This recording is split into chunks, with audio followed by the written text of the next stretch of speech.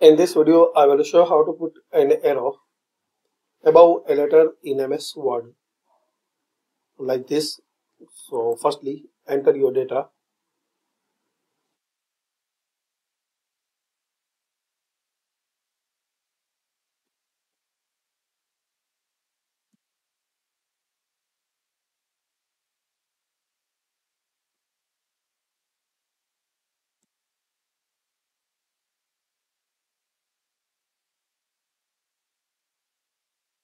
Now make changes like size, color.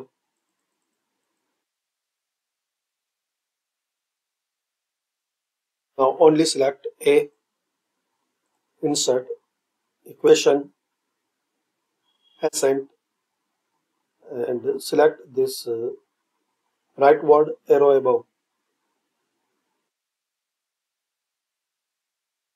Now only select I, insert, ascent, equation, and ascent, and select hat. Select J, same, insert equation, ascent, and head. So thanks for watching. Comment this video useful for you or not.